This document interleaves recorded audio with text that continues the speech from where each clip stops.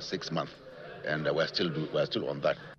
Also present at the meeting was Minister of Federal Capital Territory FCT Nzumwike, Chief of Staff to the President Femi Gbajabiamila, the Group Chief Executive Officer of the Nigerian National Petroleum Company Limited (NNPCL), Mele Kyari, the Minister of Information and National Orientation Mohammed Idris, and other ministers and aides. After the meeting, Tinubu directed the National Security Advisor (NSA) Nuhu Ribadu to coordinate negotiations with various parties within Ogoniland in the oil-rich Niger Delta area to resume oil production in the area. The meeting came after a coalition of civil society organizations demanded an allocation of $1 trillion from the federal government for the cleanup of the Niger Delta and compensation for lost livelihoods before the resumption of crude oil production in Ogoniland. The meeting comes amid the ongoing tension between Governor Fubara and the FCT minister, who were once political allies. Moving on, the Rivers State Command of the Nigeria Immigration Service says it arrested 94 illegal immigrants for suspected cybercrimes. The Rivers State Comptroller of the NIS, Yi Abdul Majid, told journalists in Port Harcourt yesterday that their arrest followed credible intelligence. He said the suspect perpetrated the crime at different levels to swindling unsuspecting Nigerians. Now, he said their profiling revealed that 85 of them are Cameroonians, 5 Chadians, and 4 Nigerians. Mr. Abdul Majid said the suspected cybercriminals were arrested in collaboration with other sister security agencies at their hideout in the state. He explained that all 90 foreigners gained access into the country through unauthorized entry point. He said 2 Nigerians from Rivers State provided accommodation for them. In another development, the police have arrested 5 suspected cultists for allegedly beating a 34-year-old man, Roland Horsfall, to death. Late Horsfall was allegedly beaten to death after he was accused of generating a fake alert for hard drugs he purchased from the suspect in the Transamadi area of Port Harcourt. The spokesperson for the State Police Command, Grace Iringekoko, said in a statement that the suspects, who are members of a dreaded cult group, collected a ransom of 2.5 million naira from the victim's grieving mother after his abduction and death. Still on security matter, the Rivers State Police Command says it is unaware of the reported arrest of a pastor from a New Generation church in Port Harcourt. The spokesperson of the command, SP Grace Iringekoko, said this in an interview with correspondent Mekotoka while reacting to a viral video alleging the arrest of the senior pastor of God's Deliverance Apostolic Church located along Rumunduru Farm Road in Obiabo local government area. As you may know, a video shared by a Facebook user indicates that police raided the church, discovering a live python and coffin. The video also showed portraits of individuals scattered on the floor, but SP Iringekoko said no such incident has been reported to any police division in the state. Away from that, a political sociologist, Steve Nwado, says some claims by local government chairmen about their achievements within their first 100 days in office are unverifiable. Professor Nwado, a lecturer at the University of Port Harcourt, said this while speaking with Soebi Oruware on some of the achievements of the council chairman. He stressed the need for some of the claims to be evaluated and monitored.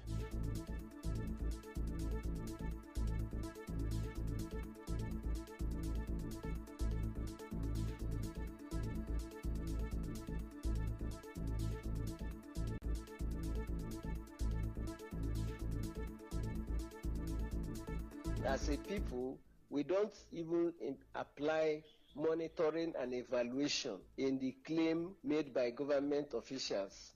If we are doing proper monitoring and evaluation, people should be able to see those projects. Citizens within the local government should be able to see and attest to the fact that such projects have been implemented. These are bogus claims. Local government administration in Rivers State has been bogus claims because nobody is actually supervising them. Evidence that the government is being supervised.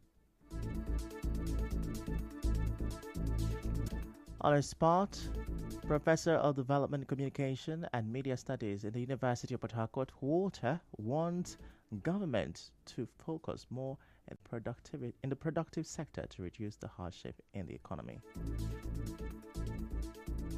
In 2025, we are hoping that, looking forward that the government will do more to address the issue of hunger, and which, as we know, is one of the Sustainable Development Goals, SDG 2, zero hunger. We look forward that government has to encourage that through mobilizing people for more agriculture, giving incentives for people to go back to the land. There should be more effort to mechanize agriculture and encourage more people more investors to go into the area of agriculture to improve in the area of food production. So we do more of production. Let's engage in more of production. Professor Walter Ihejirika also advised the government to increase their effort and measures in fighting corruption in the country.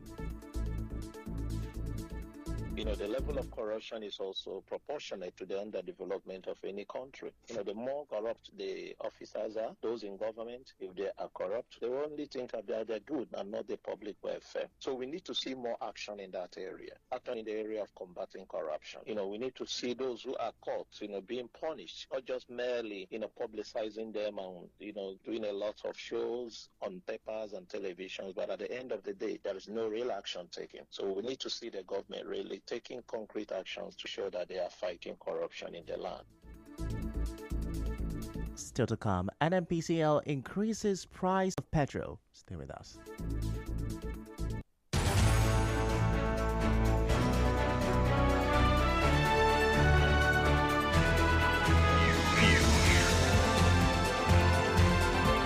This is the news on 92.3 Nigeria Info.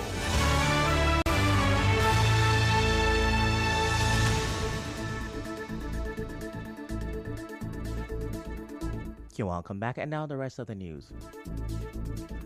An expert in international relations, Michael Blest, has described Donald Trump's presidency as both a blessing and a curse for Nigeria. Dr. Blest, an associate professor in the Department of History and Diplomatic Studies at Ignatius Ajuri University of Education in Port Harcourt, said this in an interview with our correspondent while analyzing the potential impact of Trump's presidency on Nigeria. He said Trump's security policies, especially his effort to combat terrorism, could benefit Nigeria by contributing to enhance security cooperation. Trump has taken a stand that he's going to handle the Middle East crisis, and he's also going to look at the other security crises around the world, especially the ISWAP too. And if the Trump administration is out to have headlong a battle with terrorist groups in the world, it means Nigeria, that has been battling insurgency, especially in the Northeast, that Boko Haram crisis, may also have opportunity to benefit from Trump's government, because the U.S. may likely give support to Nigeria. Dr. Blest also said Trump's focus on protecting U.S. businesses could negatively affect Nigeria, particularly through renewed scrutiny and possible renegotiation of agreements under the African Growth and Opportunity Act, AGOA. This administration and the policy of America First may make Nigeria to face renewed scrutiny under Trump's economic agenda, particularly if his administration seeks to renegotiate trade agreements that could be of disadvantage, especially to African exporters. The African Growth and Opportunity Act, that's the AGOA, which provides Nigerian exporters with duty-free access to the U.S. market, may actually have an effect on the economy of Nigerian. Now, he however warned that Trump's bolder restriction policies might lead to higher unemployment and poverty levels in Nigeria, as many Nigerian returnees from the U.S. could worsen social challenges. The burden of security challenges in the U.S. may reduce, and then that will have a counter effect on Nigeria, because the returnees, most of them have encountered serious security issues. Most of them that are coming may be unemployed. Most of them that are coming back may be frustrated and also have psychological effects. They may likely go into drugs or into other criminal activities that may jeopardize the security situation in Nigeria. Those returnees may also increase the poverty level in Nigeria.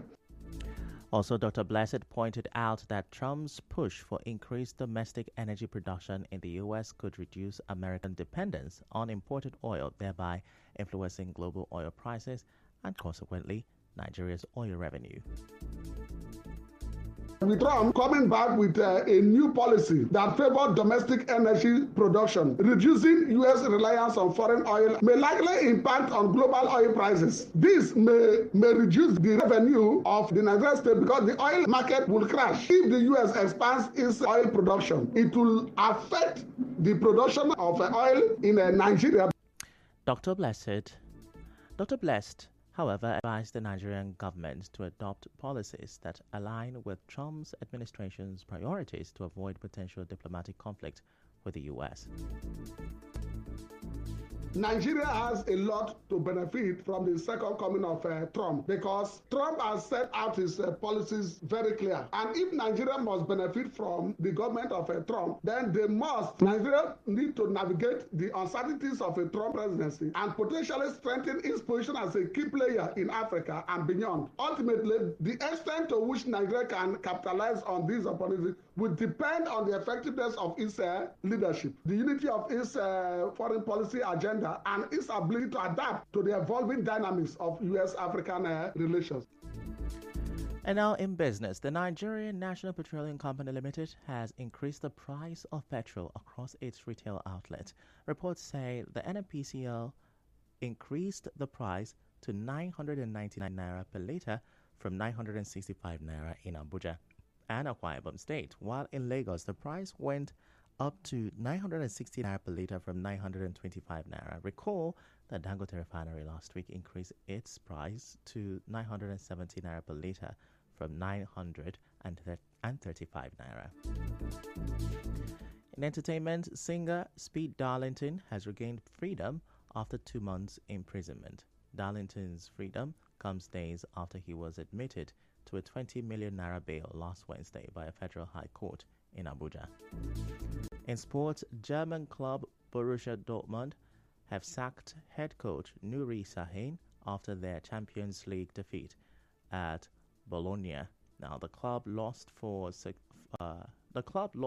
successive matches in all competitions since the winter break. And now, we'll bring you news from around the world. At least 10 Palestinians have been killed and nearly 40 injured by Israeli forces during a major operation in the Jenin area in the occupied West Bank. Palestinian media reported that on Tuesday there were several airstrikes as a large number of troops entered the city and its refugee camp, backed by drones, helicopters, and armored bulldozers. Israel's Prime Minister said it launched an extensive and significant operation to defeat terrorism in Jenin, long seen as a stronghold of Palestinian armed groups. It comes 3 days after the start of a ceasefire in Gaza.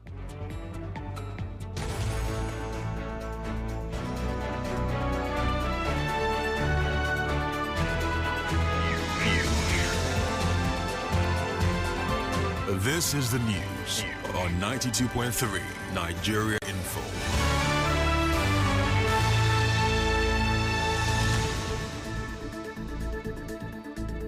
That's a wrap on the news this afternoon. Before we go, let's have a look at the major stories.